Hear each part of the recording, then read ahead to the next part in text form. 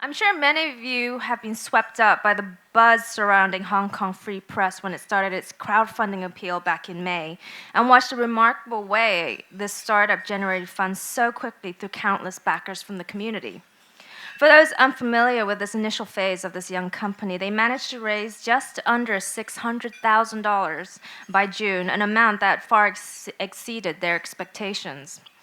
It wasn't just the way that the startup was financed, but the concept of what they're trying to do that also drew much attention, including its idealistic mission to being an independent news provider, but also a not-for-profit company, to avoid some of the commercial pressures that many of the local media face, which have contributed to media self-censorship concerns in Hong Kong. HongKongFP.com launched at the end of June. It's generated a strong readership since, with over 300,000 unique visitors and over 1.3 million page views in the starting month. The media entrepreneurs behind the portal, which includes Evan Fowler, have experienced various ups and downs since embarking on this journey. We're delighted to have its co-founder and editor-in-chief, Tom Grundy, to talk about those experiences today. About the speaker, prior to co-running the startup, Tom was a freelance journalist who ran the outspoken blog hongrong.com. His work, especially his coverage of Occupy Central Hong Kong last year, has also been featured in numerous local and international media outlets. And soon, he will also have a Master's of Journalism degree under his belt from the University of Hong Kong. Everyone, let's give a warm welcome to Tom Grundy of Hong Kong Free Press.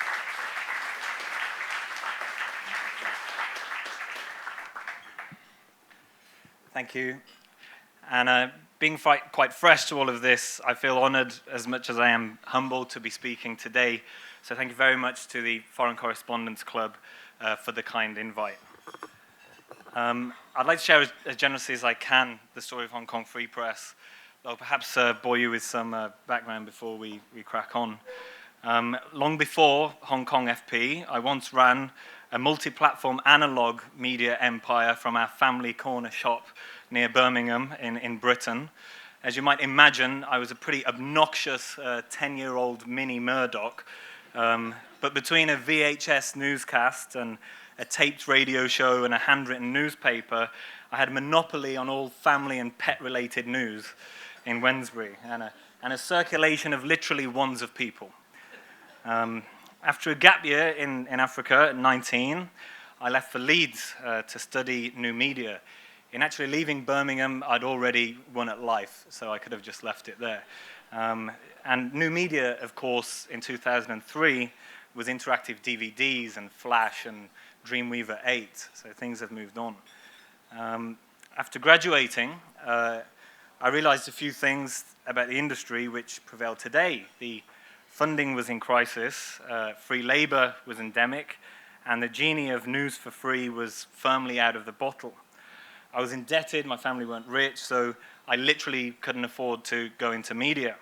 And so I bunkered down in teaching for a decade in Hong Kong, hoping things would improve in the industry. I saved my money, traveled around much of Asia, and freelanced on the side. During this time, I was also somewhat of a campaigner. As a teenager, I protested the closure of the local swimming baths. I tried to unionize my co-workers at IKEA later on, and I camped at the G8 and landed in Hong Kong only to join a lot of the protest movement here, organizing a demo in support of Snowden and attempting an arrest of Tony Blair at HKU for war crimes. His wife's in Hong Kong today at the Asia Society, and his spin doctor is here next week, but I can promise you I've no intention of causing a scene. It was then in 2012 that I launched an English news and culture blog, hongrong.com, and shortly afterwards a multimedia campaigning NGO for domestic workers, HK Helpers Campaign. It dawned on me that you can be more powerful being in control of the media spotlight instead of fighting to focus it on your cause. Through the internet, the barriers of entry, to have a platform had been flattened and democratized, and the costs were next to nothing. So for many years, I remained more of an advocate or a citizen journalist. The Hongrong blog was never monetized, but it was the first in English to stories like the Iriwana case. I did a couple of investigations, and it had a few original stories that caused a kerfuffle. Its satire and photography sections were most popular, and it remains the birthplace of Hong Kong's annual Pillow Fight Day in April. I'm sure you've all been, but ridiculous name aside, it was never going to be a news hub for the city. And so the idea for Hong Kong Free Press came around last June. Things in the industry turns out only worsened, but I decided now or never. I quit my job, applied for permanent residency, and enrolled on a master's in journalism at HKU. My co-founder, Evan Fowler, and I wanted to build a new English news alternative for Hong Kong and fill a content and temporal void between Chinese and English. By way of its multi-channel funding and unique structure, it would be completely independent and as immune as possible from the political and commercial press freedom concerns that haunt other media in the region.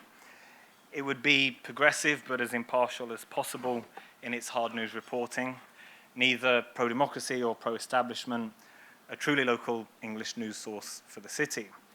But then, just after being inducted at HKU, my fellow classmates and I received somewhat of a baptism of fire and tear gas at a certain mass protest last year. As China's white paper was handed down exactly a year ago today, in fact, Occupy Central was dismissed as a flop, a plan for 2,000 people to have a sit-in on a closed road on a public holiday. And now the world's eyes were transfixed on the police overreaction as Occupy merged with the student boycott and gave rise to the politest protests on the planet, the Umbrella Movement. By accident rather than design, I found myself constantly in the wrong place at the wrong time, or rather the right place at the right time if you're a reporter. So as news crews flew in, there was a desperate need for freelancers. Through Twitter, of all things, I ended up doing almost 100 broadcast and written and photography pieces for different outlets while studying. Right afterwards, on Christmas Day, in fact, I built the Hong Kong FP website in WordPress in Beijing, actually. The logo left a lot to be desired, so I had 2 designer friends help me. Next was the rather painful process of registering the company. As a non-profit, there are no shares. Nobody can buy a slice of Hong Kong Free Press. It's limited by guarantee. All the money goes back into the company. After registration, it took many more months to set up a bank account, which is probably one of the toughest obstacles now for any Hong Kong startup. And then we had a chicken and egg situation. We needed money, but to get money, you needed traffic, and to get traffic, you needed money. So we turned to crowdfunding. Fringe Backer was in both Chinese and English. It had a good track record and was in Hong Kong dollars. They take 5%, but they handle everything for you.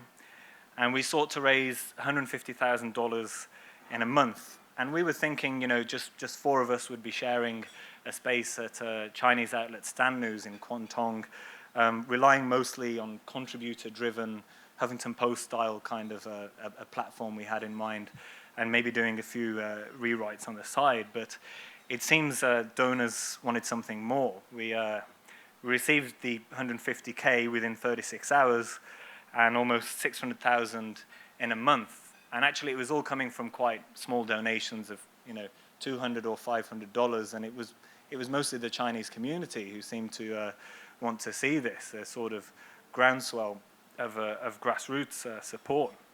So we doubled our number of staff. We accepted an offer from D100 to share office space at Cyberport rent-free.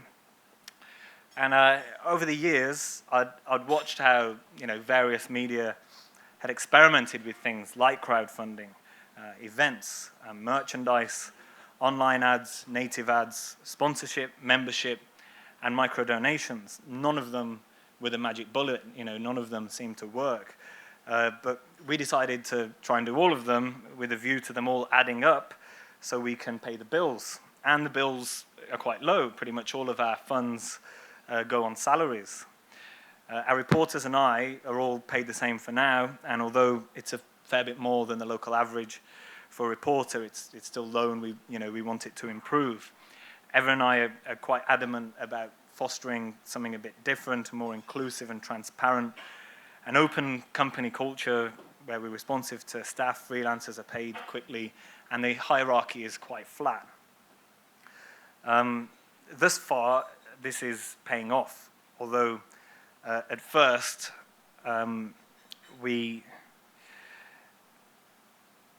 sorry, I've lost my place, forgive me. This was paying off. But at first, we naively thought we could be self-policing, with editing and make savings there. And to quote Jiang Zemin, this was too naive, as he was reprimanding Hong Kong journalists. It turns out we can't argue with centuries along precedent when it comes to editorial infrastructure. And that's something, we're still sorting out. And we're changing things every week as we go along. Like any startup, settling on the right people is the biggest challenge. We now have a very good core team of fresh grads, all of whom bring something different to the table. They, our contributors, and many volunteers have put in blood, sweat, and tears from day one, because all of us kind of understand now that journalism has become a vocation. And being a startup, we're all having to do extra and take on extra responsibilities. During June, we ran things for about 3 weeks behind the scenes before going live, training, practicing, getting the system, style, and website right. We hit the streets during the reform vote and found very early on that we could beat the competition, at least on speed, once or twice a day. Since then, we've live blogged July 1st, CY Lung's Q&A at Legco, Typhoon Linfa, and I think offered the best English coverage on a few topics like the HKU pro-vice chancellor fallout, the Taiwan student movement, and the Chinese lawyer crackdown recently. And getting a balance of those different articles is quite delicate. Our resources are limited.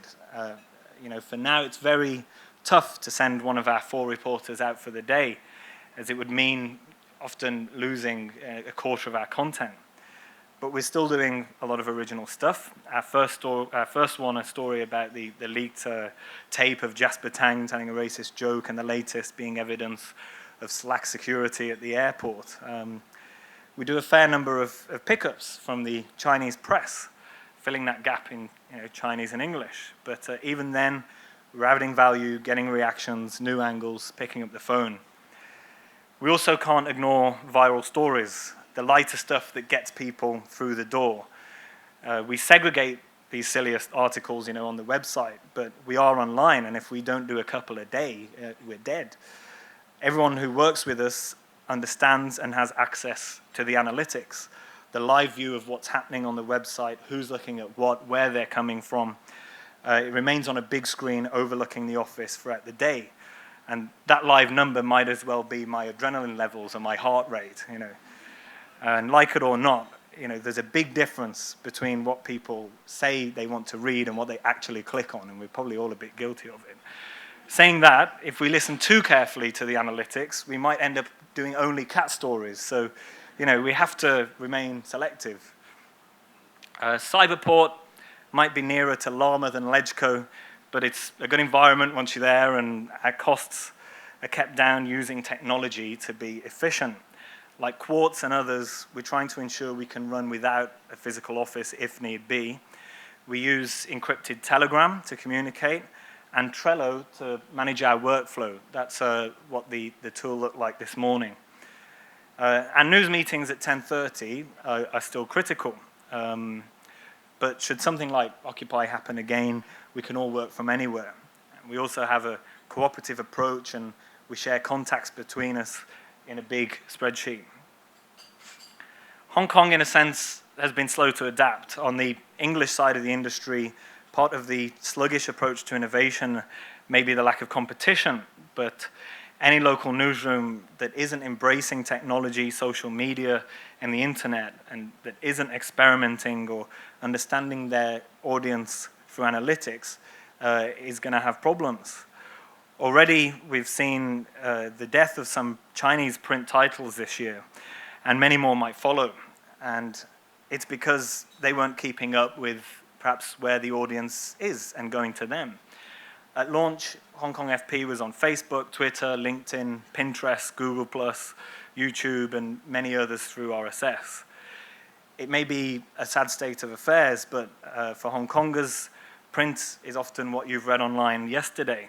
Hong Kong has the highest penetration of smartphones and Facebook in the world, so we can't ignore it. As of last week, 1 in 6 people apparently are hopping on Facebook globally. And it's certainly where the majority of our traffic comes from. Our front door is Facebook, not our homepage. And that's a problem because the mysterious algorithms that reward engagement with visibility, by liking, commenting, clicking on, sharing on certain articles, they tend to get pushed into more news feeds and generate more traffic. So the sillier, more sensational stories tend to rise to the top, or whilst Facebook is slowly eroding that visibility and pushing us to purchase the visibility through boosts. But despite all of this, Hong Kong Free Press is still set to jump on their self-hosted instant articles program because we have to and because others will, regardless of the very valid reservations and debates around it. And Facebook isn't the only threat, I guess. We were set up in a response to press freedom, but already suffered a cyber attack in the run-up to our launch. Today, we probably have the most secure news website in Hong Kong, and we haven't had any further trouble press freedom-wise. The only obstacle to our reporting has come from the government. On the launch day, we received an email from the Information Services Department declining our application to view the government information system. We did everything right. We have qualified full-time staff, an office, press passes, limited company cards. It's just that we haven't a print license. The archaic attitudes of the government mean we are barred from accessing press releases or notifications about press conferences. Of course, the government are probably the last people who should be deciding who is media and who is not. And whilst there is a debate about bloggers and citizen journalists, we're in no such grey zone. Furthermore, it's fatal to our business if all our competitors have access and we don't. So 2 months in, by all measures, we're largely exceeding what we planned to do. We topped the first month figures by reaching 500,000 unique visitors and 1.8 million page views in August alone, which is quite unheard of for a new website. But it's not without sacrifice. Looking after a company, it's kind of like being a new dad. You can't really leave it alone for a day. You sleep a lot less. You talk about it all the time, and you make a lot of mistakes yourself. We've accidentally referred to Carrie Lam as the chief executive. Please God, no. And I think I put MH360 into a headline for a good while instead of MH370. I've ended up dreaming in the content management system and have caught myself texting friends in house style. I suppose it happens. But the response is good and tough times are ahead. We realize there are typos and there are mistakes and we've got very far to go. We also can't operate on a shoestring forever. Right now, I feel we're just demonstrating our potential. It's at its embryonic stage. With more money and resources, we'll be able to stick around and scale up to regional coverage, investigative stuff, and really embrace the unique opportunity that we have in Hong Kong. The relative freedoms we enjoy here make us well-placed, not just for reporting on China, but for Singapore and much of Asia. Kevin Lau said it's the best time for journalism and the worst time. We embarked on this because our glasses are half full. It may be happening more in Chinese, but all the grim news about the industry and press freedom aside, we're actually seeing a blossoming of new independent media in post-Occupy Hong Kong. And diversity in media is good. Healthy competition encourages us all to improve, and I think there is room for new players. Post 852, Stand News, Initium, FactWire, and Hong Kong Free Press now. More will come, and with an ongoing crackdown on media in the mainland and 2 elections on the horizon, the timing could not be more right. Thank you.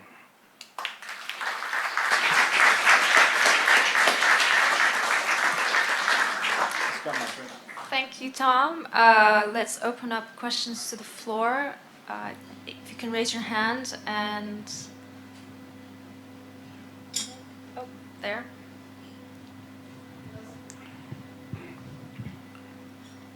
Sorry, Tom. I was just wondering, how are you going to address the funding issue going forward? Yeah, I perhaps didn't talk about it enough, but we don't want to be reliant on any one income stream. So all of those things I mentioned, from micro donations to Bitcoin, making it as easy as possible for people to donate. Events, we've done a couple. We had a launch party here, and we're hoping they will all add up. And we're on, at the moment, 1.8 million page views. When we get to the magic number of 3 million, which should, if it continues, happen before Christmas, that's also when we can elicit our own advertising, and that will pay for much of it as well. We're selling merchandise as well today, folks. So if you see Del Boy here, the bald guy, he will sort you out with a T-shirt, so you can also contribute. But I think it's a question for the whole of the industry, isn't it? We could ask this of anyone. There is no magic bullet to it, but we should, if things continue, have some level of sustainability, hopefully in the next few months. But it is very tough for everyone, and I don't know if it'll always be rent-free. I don't know, if we're going to need accountants and all other things. Any more questions? And also, please reveal the media organization if you are with one. Over there. I don't work for a media organisation. How engaging are the pro-Beijing and the pro-Beijing people, the influencers with you? I'd imagine your platform's seen as a mainly anti-Beijing platform. We've never had any comments really about its slant from either side, because we haven't done any editorials yet. We intend to, but we have had some issues in that originally when we said it was going to be more of a citizen contributor affair, Huffington Post style, we were rallying people to jump on board with it as contributors. We ended up with 120. We only ended up bringing on a dozen or so. But all of them seemed to be on the more progressive or pro-democracy side. So we did start owning it a bit and said, we're a progressive news source. But we just couldn't get anyone on the pro-Beijing side to contribute. But we have had a couple of lawmakers on the platform, and we're certainly open to it. We want a diversity of voices and to keep the platform open. But we haven't been attacked by anyone on that side at all. Any more questions? Steve.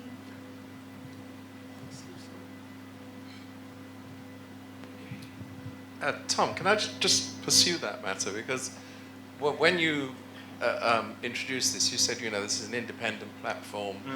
It's obviously not partisan in any party sense. But, is there a problem with being a pro-democracy oriented platform? You look at the conventional media, and in fact most of the other media, it does actually all have a stance, and people gravitate to it because of that stance. Are you deliberately not trying to do that? For now, I think maybe we're playing it a bit safer, but there is no intention, to take, I think, a stronger view with it. I think you're right, there is a spectrum in Hong Kong, and it's heavily weighted towards your more pro-establishment, especially in Chinese with all the pro-Beijing newspapers, and you just kind of have SCMP and Ming Pao in the middle and very little on this side, bar Apple Daily. There is room for it, I think, to sort of give balance to that, but maybe not yet for us. And I think perhaps we could also have more of an impact or be stronger if we have more impartial stance, because as you know, so much of what happens in Hong Kong, simply presenting the facts, exposes the absurdity of it without taking any stronger or more sensational line on it. Simply to tell what of what's going on sort of does the job. Sunlight being the greatest disinfectant. Any more questions? I got the gentleman there. Hi. Hello. Thank you for that. And what is the employee culture at Hong Kong Free Press, and how do you foster that culture? Well, like I say, we're trying to undo a few things in that we have quite a flat structure and it's cooperative. About 80% of what the team have put forward, we've adopted, and very few of us have that much newsroom experience, which is a help and a hindrance. So, you know, we haven't got preset ideas about how things should be, but we've also been naive about some other things, like I mentioned, with the editorial oversight. And, you know, in the beginning, we thought it was redundant to have news meetings. Now I don't understand how we can do without. So a lot of it, in the great British sense, you know, where I'm from, is muddling through. But yeah, I've probably never been so ill-informed about what's going on, because all I get to read and do at the moment 24/7 is Hong Kong Free Press. So I'm very much reliant on the team, you know, and us all working together to understand what's happening, what we're going to be covering today. And everyone has kind of had to get their hands dirty a bit with a bit of everything, you know, packing the rewards for the backers on Fringe Backer and doing a bit of everything. But that's true of a startup, I suppose. But yeah, we are trying to have a bit of a flatter approach and give people as much freedom as possible to report and cover what they want to do. Lady there. Hi, vote in England. This whole talk and all the questions so far hasn't actually mentioned what to me seems to be the major competition, the South China Morning Post. Try to avoid it. It must have been deliberate on your part. And I guess I'm not alone in thinking that it would be nice to not need to go to the Post every day, and that, you know, if the Free Press could indeed scale up and get to the point where we didn't need to go to the Post, that would be interesting. What's that going to take? To be the go-to, you know, place in the morning. I mean, it's very tough doing shift work, things like this. We are 5 kids in Cyberport, but it is scalable like any startup, and that competition, I think, would be healthy for both parties, right? I think things have stepped up a bit on social media recently at the SCMP. I don't know if it's coincidence, but I think I've spoken before that, you know, there were concerns, you know, with some of the press freedom issues there, occasionally with the editorials and such, but competition's healthy, and we hope that if we can employ more people, we can get more stories up and have more of a 24-hour operation. It's very tough in the evenings at weekends at the moment. We're doing some trials with some newswires, but I don't know if we'll be able to afford that. That fills the gap. But I think steadily, you know, we could offer some meaningful competition. Yeah, of course. Yeah, I mean, the sky's the limit. So and a lot of the feedback we've gotten, people who've donated, they have made direct reference to, you know, their feelings about other media. So people want an alternative as well. I think we decided very early on too that we can't really compete in that they've, you know, the main competitor SCMP, they've got hundreds of staff and buildings and coffee makers and everything, and you know, we're just not going to be able to cover everything. And we kind of were trying in the first week, and it was a bit mad. And we now realise, you know, if the SCMP has something, or the Standard, and we're 5 hours behind and we can't get a new angle and there's no reactions to it, and the horse is bolted, then we'll spend the time doing 1 or 2 other stories that no one else has got, because there's a big surplus of stories that don't get picked up in English at all. Any more questions? Right at the back there. I'm very interested in the technical aspects of what you're doing. So to publish a newspaper on the internet, is there a service provider or system specialist you can go to set up the nuts and bolts of making it happen? Yeah, I just did it myself. It's all WordPress. So the same engine behind it is actually the blogging platform WordPress, but we made it look more like a news site. And there were some minor adjustments to a premium theme I purchased, but this is what I talked about, the great democratization and the barriers of entry coming down. It was extremely cheap to put up. We've got a few other technical sort of strings to our bow in that it's extremely secure, because we've some volunteers who help with security, and we're the only outlet that has a secure PGP encrypted channel for people to get in touch. A lot of journalists have that, in the wake of Snowden, but we have that, whistleblower channel for people to get in touch. But otherwise, we chose WordPress. A lot of the staff are already familiar with it. It has its limitations. I know that the Facebook comments system winds a few people up, but we chose that, I should mention, because that's a barrier to entry for trolls and 50 centers, and the level of penetration Facebook has in Hong Kong, and a lot of other big media moving on to Facebook comments. It sort of made sense to synchronize what's going on, on the social networks to what's happening on the website. And in the coming months, they will apparently all synchronize, so we will see the same thing.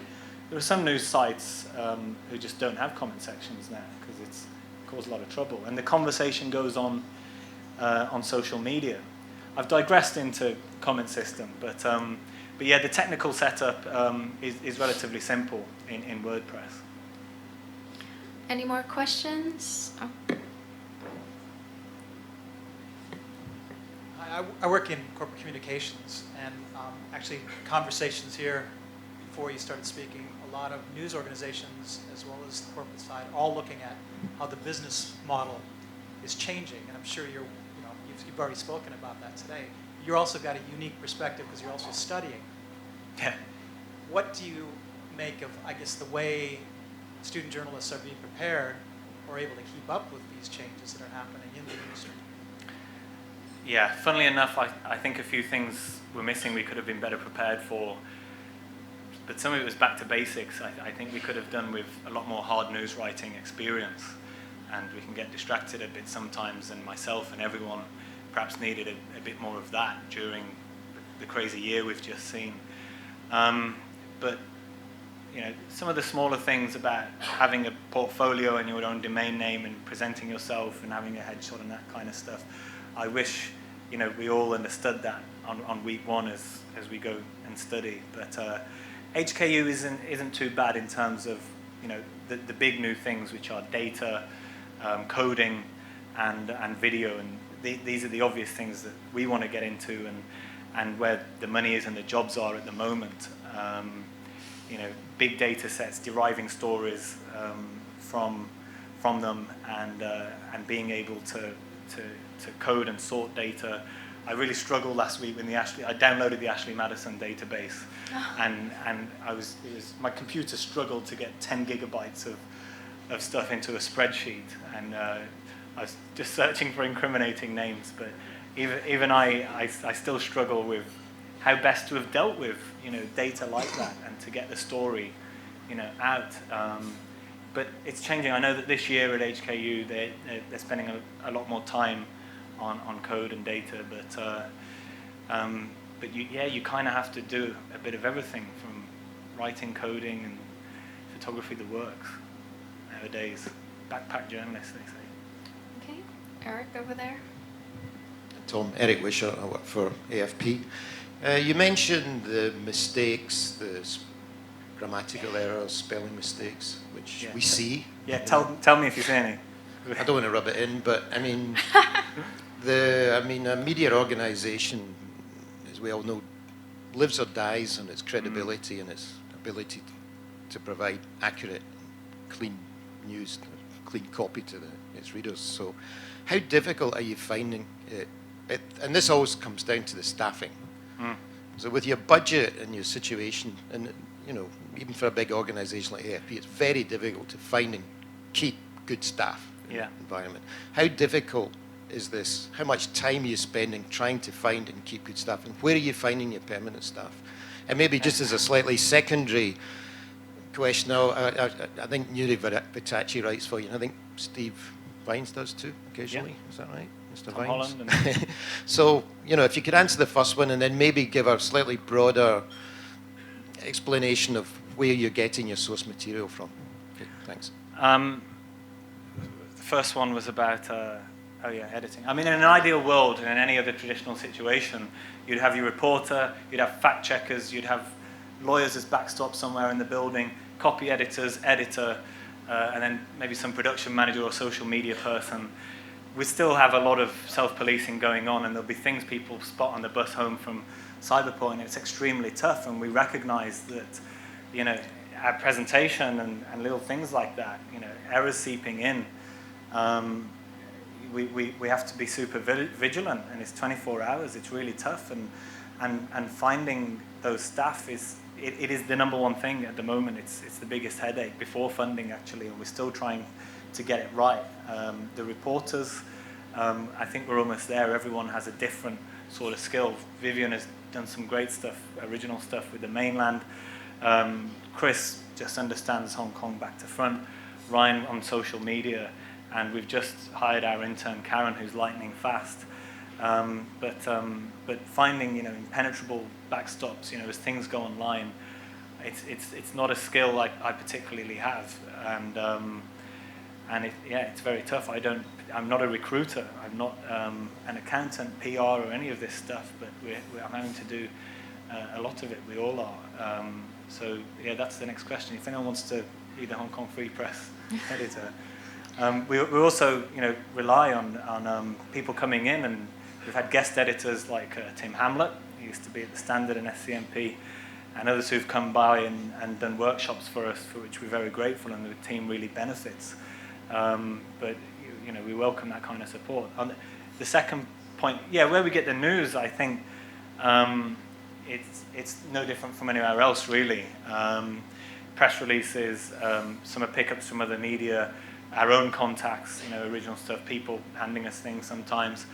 But probably one of the most lucrative sources is increasingly Facebook, of all things, and we have Facebook lists of hundreds of groups, politicians, NGOs, protesters, and that's on auto refresh next to our analytics in the office.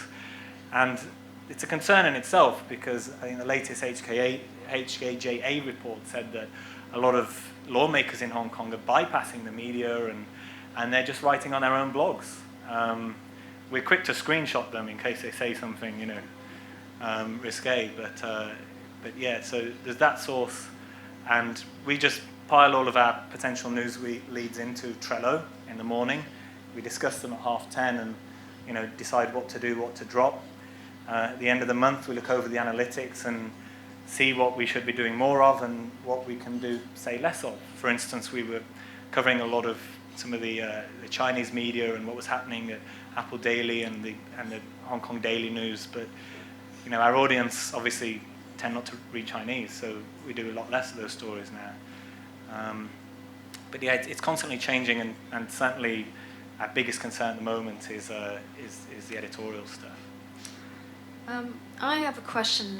What's your take on the crowdfunding and journalism trend, and how are you going to compete with these new arrivals? There's FactWire that just scored $4 million in their crowdfunding exercise. Yeah, $4 million. I've read another one called Hong Kong 01 that's in the works. Are they in English? I have no idea. Right. But there seems to be quite a few coming in, and they're essentially courting the same or similar audience and financial sources. So how do you compete? We still covered FactWire and we reported on it, because I don't think we're really competitors. I don't know if they're going to be in English, but as a news wire, you know, they're not so much of a threat. I think there's still room, you know, maybe for a more pro-democracy platform or something in Chinese, in English. So, you know, maybe more competition is good. But yeah, crowdfunding is certainly a positive trend this year. And I've tried to minimize how much we're reaching out for people to jump in again and donate, because our crowdfunding has continued. In fact, after us, we talked to Fringe Backer, and they worked to put us on 3 different types of crowdfunding streams, whereby you can make a one-off donation. I think we still got about 50,000 last month. You can make a monthly commitment, which is, I suppose, like your Guardian membership. Or you can put on an event or a sponsored activity for Hong Kong Free Press. So rather than it just being a self-encapsulated sort of one launching drive for funding, it will probably be ongoing, as it is for us. And maybe like NPR and others, we will have yearly or bi-yearly drives for crowdfunding. But I can see people may get fatigued with it, so we also want to bring on other forms of income and try and be as self-sustaining as we can. Any more questions from the floor? Oh, lady there. Thank you. Tom, you mentioned that the Information Services Department had barred you from receiving their press releases. Yeah. Will you be fighting that? Yeah. As much as we can. We've complained to these guys, to the FCC and some other journalist watchdogs. I think we were on RTHK recently, kicking up a fuss. I mean, I think a few years ago, Charles Mock put it to LegCo, but it needs updating, right? I don't know if it's political because they want to avoid some of the more politicized online outlets, or whether it's simply, a case of Hong Kong government and its Internet Explorer, and it can be quite outdated with its technology, and they just don't realize. But it can't go on, can it? I mean, it's not the 90s. It needs to be updated, and I feel we've done everything right. It's just crazy that we're 10, 15 minutes behind. They will then put it on their website and Twitter feed, but that amount of time is fatal, when there's competition. So I'm hoping it will be it's like a campaign point for us, I guess. Any more questions? This is the last question. Hi, Tom. You mentioned the thing that's kind of critical both to success and ongoing funding, which is traffic. And the live heartbeat that you were showing up in the corner there. How do you draw the line, if you like, between the temptation to put clickbait out to ensure that you reach that target to actually maintaining the standard that you're talking about? Yeah. Where do you make that decision? Using the word shocking or something. I don't know. There is a banned list of clickbait terms which we've got bookmarked, but clickbait is very specifically when you've misled somebody and you've promised something and under-delivered as they've clicked. I think there's intelligent ways of getting people from social media into your site, and Vox and Mike.com and Quartz are ones we would look to. But yeah, we have to kind of have some discipline, because we know if we insert certain words or present things in a certain way, and we know from studies that what you put in the headline and the featured image, particularly on Facebook, is what drives people to the site. But it's discipline and spotting something as it goes through the Trello system that let's not push this, or we've done too much of that today, or simply killing it. But there's added pressure for us because people have donated, and putting up too much of the newswire we're looking to get at the moment, or too much of the sillier stories, we could get some pushback on it. But again, if we don't, some of our biggest stories, then we're in danger as well. So I guess it's just a case of being disciplined, case by case. That's all we have time for, everyone. Thanks, Tom Grundy, for the insightful talk. Thank you.